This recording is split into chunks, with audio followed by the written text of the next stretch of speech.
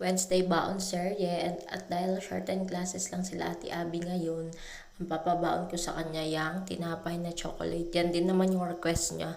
Gagamitin ko lang siya ng cookie cutter na character na Doraemon and then yung partner niya. Nakalimutan ko yung name ko ng partner niyan.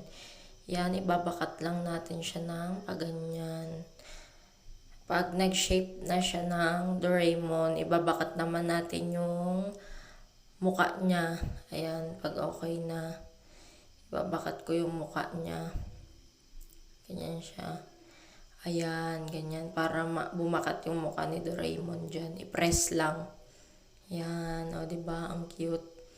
And then, yung isa naman, ayan. Huwag kayong mag-alala sa ibang tinapay guys. Di yan sayang. Dahil kakainin ko din yan. Siyempre, yung tira-tira sa nanay, ayan. Bale, tig-dalawang ganyan yung nagawa ko. Dalawang Doraemon and then yung partner niya, dalawa din na ganun. Tapos yung ibang tinapay na meron pa, ayan naman yung partner niya. Iko-cookie cutter ko lang din ulit. Ayan, di pa pala ako tapos magbakat. Ayan, press lang din yan. Ayan, di ba? Ang cute siya. Dapat medyo malapad yung tinapay nyo para siya malaki tignan. Ayan yung Doraemon din ulit.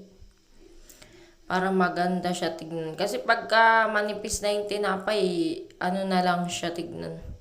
Maliit. Yan, yung bali. Yan, dalawang. Tapos yan yung sa mga natira, ayan o. Yung mga hindi nakasya yung isang cookie cutter, yan na lang ginawa ko. Para hindi sayang yung mga ibang tira-tira na, yung mga ibang space, I mean. Ayan, ganyan lang ginawa ko.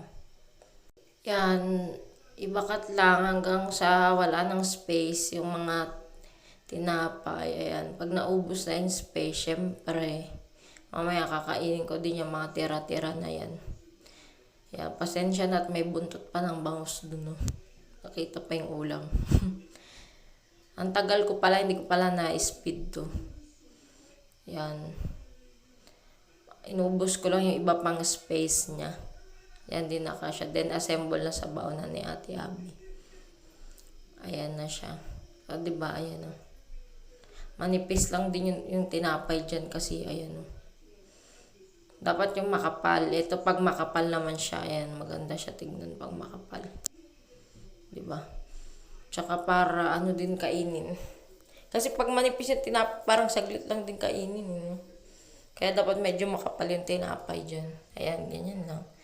Tig-dalawa yung nagawa ko.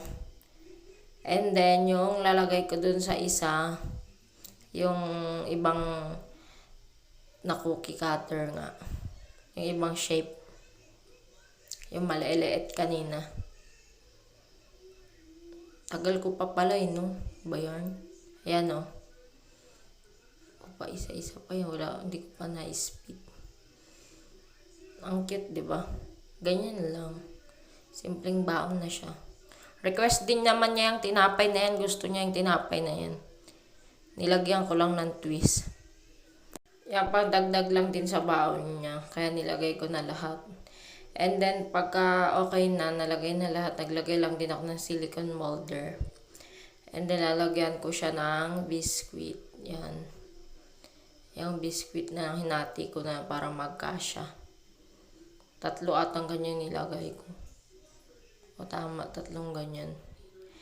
And then, yung fruits niya, ang tagal ko pa pala maglagay yun. Hindi ko na-speed yung video. Ayan. Diba? Mayroon pag na-speed yung video, wala lang masabi, nauubusan ng masasabi. Char. And then, yung fruits niya, yung grapes. Ayan lang. Lagay ko na dyan. Thank you for watching. Like and follow for more baon serye. Bye, guys. Ayan na. Finish.